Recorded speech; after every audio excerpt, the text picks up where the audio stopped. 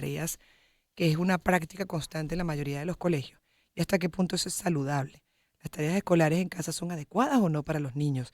Lo conversamos con el director de la Escuela de Educación de la Universidad Católica Andrés Bello, Carlos Fernando Calatrava. ¿Cómo está? Bienvenido, buenas tardes. Hola, hola, muy buenas tardes a ti, a todo el equipo y a toda tu audiencia. Agradecido por convocarme. Agradecidos nosotros de que esté estos minutos, además, como especialista en educación, que bueno, considero que ese es definitivamente un recurso fundamental para sacar adelante a los países, ¿no? Y enfatizo mucho en el tema de la educación y no solamente el que podamos tener las condiciones adecuadas, que no es el caso de Venezuela, sino adicional también el criterio adecuado para dar la Sí. mejor educación en estos tiempos en pleno siglo XXI, ¿no? Donde hay tantos cambios. Y en ese particular de las tareas escolares, que se sigue insistiendo en eso, ¿hasta qué punto es recomendable, es adecuado? Incluso se envían en momentos de supuesto descanso. Entonces, ¿es descanso o es qué? Sí, mira, ahí lo que nos estamos viendo es una suerte de sobresaturación de un recurso o de un método instruccional tradicional, no diría tradicional, clásico, que ha existido desde que la escuela como institución social comenzó a establecerse, ¿no? Que es la asignación de trabajos y actividades a la gente que está aprendiendo. Vamos a poner por nombre aprendiz para dejarlo en un término genérico, ¿no? Y cuando te digo que lo que ha ocurrido es una sobresaturación, es que estamos claros que los procesos educativos y la acción de enseñanza siempre tiene un correlato que es el aprendizaje. La enseñanza la controlamos nosotros los educadores, es nuestra labor profesional, para eso estudiamos, para enseñar, para poder evaluar, pero también necesitamos verificar que el mensaje que enviamos y las estrategias que estamos desarrollando tiene un efecto en nuestro público, en nuestra audiencia, que son nuestros aprendices. Y una de las tantas maneras de verificar que ese aprendizaje se está alcanzando es justamente con la asignación de estas tareas y de estas actividades. Ahora, en condiciones ideales en cualquier parte del mundo, no solo aquí en Venezuela, sino hasta en aquellos países que pudieran ser en este momento milagros educativos, como son todos los países de Escandinavia, Ujú. buena parte de las tareas deberían realizarse dentro de la institución educativa, en los salones de clase, con los compañeros, por aquello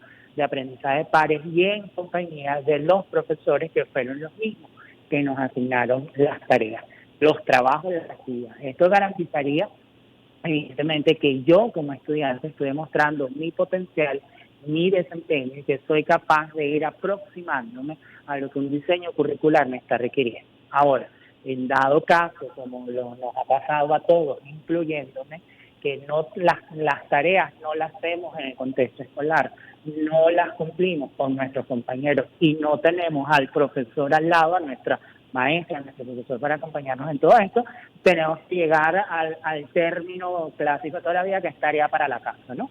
Ahora, el asunto de la tarea para la casa es que yo, como aprendiz, lo trate de hacer de la manera más autónoma, y que yo lo trate de desarrollar, de cumplir o de ejecutar dentro de los recursos que yo tengo en mi propia comprensión de lo que la actividad me está requiriendo, y si requiero alguna ayuda de un hermano mayor o un adulto que está conmigo, sea una ayuda más bien puntual, sea una ayuda muy específica, no que ocurra la sustitución de mi cumplimiento de actividad de aprendizaje como alumno con mi papá haciendo la tarea por mí, con mi papá y mi mamá pagándole a alguien que haga la tarea por mí, o con mi papá y mi mamá pagándole a alguien que me acompañe mientras hacemos las tareas. Y que eso es muy Entonces, frecuente. Entonces, en esos casos, cuando ocurre, ¿cómo evalúan? ¿Cómo es, logran una evaluación justa? es a lo que vamos, porque si la tarea, voy a insisto, si es en condiciones ideales y la estoy haciendo en el ambiente escolar, con mis pares, con mis profesores, es un proceso de evaluación continua, permanente, utilizamos nuestras escalas de aptitud, nuestros mecanismos de seguimiento y podemos verificar que estás aprendiendo. Pero el ejemplo clásico que ponemos toda la vida, asignamos maquetas en la educación primaria y de repente el día de la entrega de la maqueta, aquello es un desfile de obras arquitectónicas espectaculares, quién sabe hecha por quién. Entonces, ¿cómo califico yo el trabajo? ¿Califico el producto final o califico la verdadera intencionalidad de quien estaba aprendiendo? Por eso es que preferimos 20 veces, y ojalá que el bastante papá que te oye, que tu programa tiene bastante audiencia, y gracias a Dios por eso, Es que preferimos 20 veces la maqueta descuadrada, medio mamarracha, no bien ensamblada, pero que vino del El trabajo del concepto. niño, de sus manos, que fue su tiempo, que fue su dedicación, su creatividad, que mandamos a hacer un dibujo ahorita aquí en mayo, que tenemos cerca el Día de la Madre, y que el niño hizo un dibujo como le salió, hizo la tarjeta como le salió. Lo que me importa es que hubo su proceso de desempeño, de entender la tarea, la forma en cómo se le solicitó, y que fui capaz de cumplir, ¿no?, de resolver ese problema y de tomar decisiones vinculadas con ese problema, porque al final eso es lo que está por detrás, sí, que demuestren que maneja un conocimiento, pero estemos claros que el conocimiento es provisional, lo que es una certeza capaz mañana no lo es, pero sí necesitamos que esos procesos que están asociados con el aprendizaje, de atención, de motivación, de construcción de ideas, de los mecanismos de memoria, y también resolver problemas y tomar decisiones, eso es lo que está por detrás cuando requerimos las tareas y las asignaciones. Y preferimos, de verdad, palabra aquí de educador, los maestros, los profesores, preferimos 20 veces el trabajo hecho de las manos de nuestros estudiantes, no importa cómo haya quedado, pero que haya sido de ellos, y eso es lo que vamos a calificar como producto de su desempeño, que obras arquitectónicas espectaculares, trabajos Lógico. que son casi unas tú pides, por ejemplo, un análisis literario de 100 años de soledad, que es típico en castellano de literatura y bachillerato, y aquellas son unas tesis de la carrera de letras, 200, 300 páginas, ¿no? Yo no te estaba pidiendo erudición, yo lo que te pedía era que te leyera 100 años de soledad, que la discutiéramos en clase, que la conversáramos, que ubicáramos el autor, el momento en que la escribió, su contexto, y a partir de 2 o 3 pinzas de análisis literario que lo enseñan los profesores de castellano de literatura, generes tu propio análisis. Que tu análisis te salió en 3 hojas, que la escribiste a mano, con errores ortográficos, no importa, pero es tu análisis y es tu idea. Y eso habla mucho mejor de ti como aprendiz, y atención con esto habla mucho mejor de papá y de mamá, que están permitiendo que su hijo sea autónomo. Y si la tarea salió como su hijo bien la pudo hacer, aunque nos estemos muriendo por dentro, esa es la que se debe entregar, porque la escuela es para que la gente se despliegue, literalmente abra las alas, empieza a descubrirse a sí mismo y empieza a entender hacia dónde va. La escuela no es un mecanismo de reproducción donde tenemos que ser como en el lugar de trabajo eficiente. No, en el único momento de la vida donde el error se premia y se utiliza como un mecanismo de mejoramiento es cuando estamos en la escuela. En el mundo del trabajo nos equivocamos y nos votan. Entonces, papá y mamá, ojalá entiendan esto, permitan que sus hijos sean autónomos, y evidentemente nosotros, los que estamos de este lado, lo que queremos es propia elaboración, propio desempeño, porque como bien lo dijiste hace rato, ¿cómo podemos evaluarte? ¿Cómo podemos señalar? ¿Cómo podemos valorar que tu producto y tu proceso generó algo, verdad? Y eso te generaste, habla de ti, de tus ideas y evidentemente hasta de tus propios posicionamientos sobre lo que ha sido un referencial de aprendizaje. Claro, ¿y cómo se maneja la saturación? También estamos hablando con Carlos Fernando Calatrava, director de la Escuela de Educación de la Universidad Católica Andrés Bello, y sobre las tareas escolares que mandan para la casa, si son adecuadas o no para los niños. Sobre todo, yo creo que aquí el cuestionamiento está en la cantidad, porque decía usted, y lógico, a veces no les rinde el tiempo en clase, en el salón, Uh-huh. y terminan entonces enviando la tarea para la casa, pero no es solo una materia, y al final tienen varias en la misma situación. Cuando llega Sí. el niño a la casa, que debe descansar, almorzar, etcétera, y ya después tener un tiempo de reposo, además ya viene agotado mentalmente, le toca enfrentarse a muchas materias y hasta altas horas de la noche. Eso Sí. tampoco es saludable, pero el maestro no ve eso y al final lo que le va a evaluar es si la hizo o la terminó o no. Bueno, ahí es donde nos estamos encontrando por momentos la falta de liderazgo de los directores y de los coordinadores de las instituciones educativas. Si en las escuelas y en la gestión escolar estamos trabajando estos procesos en equipo, hay un mínimo de acuerdo para que los profesores no saturemos las tareas. Aquí la conseja de toda la vida, y eso nosotros acá en la Escuela de Educación pretendemos hacerlo, no es tanto la cantidad sino la calidad.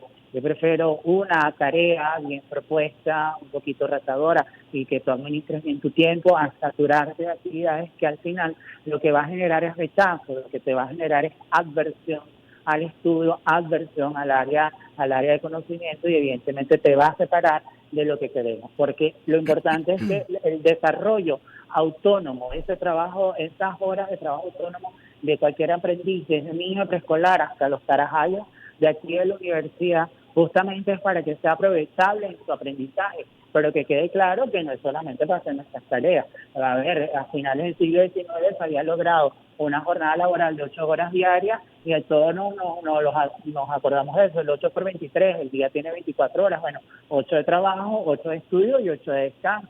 En el caso de Ujú. nuestros niños y nuestros jóvenes exactamente igual, 8 horas de estudio, que incluimos la jornada de la escuela y el cumplimiento de las tareas, 8 de descanso y 8 de actividad libre, porque no es solamente la saturación de la tarea, es que a veces los papás Ah, también. sobresaturan de También. extraescolares a los hijos, entonces Ujú. en la tarde tienen fútbol, tienen ballet, tienen orquesta, tienen Sí, voleibol, tienen el otro, y cuando van a hacer las tareas a las 9 de la noche, porque me acordé que tengo que hacer la tarea para el día de mañana. bien es cierto. Bien, Exacto, eso es entonces, parte de una realidad también. Hay entonces colegios que sí hay, tienen por principio, por ejemplo, que los fines de semana no mandan tarea. Llegó el ujú, viernes y ahí el fin de semana es sagrado para el descanso así es, justamente y el disfrute familiar, ¿no? Pero no todos lo aplican, entiendo. sí, es No, así. no es una máxima que la respeta No es todo. una máxima. Ujú. Y es ahí donde tú puedes calibrar muy bien el modelo de gestión de esa escuela y la capacidad de liderazgo que tiene el equipo directivo de esa escuela. O sea, ahí hay Sí, unas directrices institucionales bien claras que son discutidas con todos los profesores. Ahí trabajamos en equipo, ahí no las ganamos. Ahora, si tú tienes un equipo directivo, el nombre te lo dice, tiránico, antidemocrático, que aquí no se hace sino en esta línea, o bien tradicionalista, eso se ha hecho toda la vida así, y si así nos ha funcionado y mira el nombre y el resto que tiene el colegio, bueno, sí, pero el mundo cambió, estamos en el año 24 del siglo XXI y la realidad es totalmente diferente hasta antes de como lo teníamos total. previo a la pandemia. Total, totalmente. Y la idea es sumar, ¿no? De dejarle esa, además, sembrar en este caso en el niño, en el joven, ese interés por el estudio, por la educación, por continuar aprendiendo en otras fases, en otras etapas de vida y hasta el final de la existencia. Pero no generar traumas, justamente como usted dice, incluso Sí, por, exacto, em, eh, sobresaturación de todo, de saturación y extraescolares, de abuso, tareas, excesos. Ujú. sí, sí, sí, sí, sí. No, y que haya, como decimos en pedagogía, ese goce estético por el conocimiento. Que yo Sí, me aproximo a un área del saber porque yo quiero, porque me gusta, porque se parece a mí, porque se parece a lo que yo voy edificando como mi proyecto de vida y al final de la historia me va sirviendo para ir construyéndome como exacto. persona, porque a veces la gente cree que la educación es llenar cabeza de información. No, amigo, eso ahorita, la información ahorita la tenemos a la vuelta de un clic. La educación es para ayudar al otro a que encuentre su verdadera razón de ser y la vaya edificando. Para eso es que estudiamos educación, porque si no, cualquier persona que pasa al lado de enfrente de un salón de clase y empieza a hacer lecciones como se hace de una manera tradicional. ¿Y para qué hacerlo? Los educadores para eso estamos.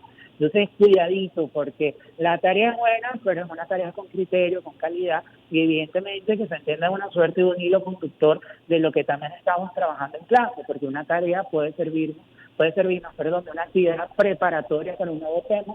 Por ejemplo, es retadora, no sé nada del área, voy descubriendo, capaz me tranqueo, capaz, mira, no voy comprendiendo lo que me están pidiendo y hablo con un compañero, o cuando llego a clase, llego con la cabeza llena de dudas y entonces es una sesión de clase profundamente dinámica, cuestionadora, para Así es. nada tradicional, o al revés, la tarea como un mecanismo complementario a lo que trabajamos en clase, que me va a obligar a repasar lo que vimos el día de hoy, pero para producir algo, porque esto es un secreto, la tarea es para generar un producto, bien sea una redacción, bien sea la resolución de un ejercicio, bien sea el cumplimiento de un análisis, lo que fuera, pero siempre tiene que quedar como evidencia que hice algo y una evidencia concreta de la evolución de mi propio E aprendizaje. ir sumando, como dice usted, a la formación del carácter, del criterio, hasta del sentido común, del Así es, pensamiento crítico. así es. No, Muchas gracias por haber estado con nosotros, haber compartido su punto de vista. Además, como especialista en esta área, Carlos Fernando Calatrava es el director de la Escuela de Educación de la Universidad Católica Andrés Bello, hoy revisando con él las tareas escolares en casa, si son o no adecuadas para los niños. 2:50.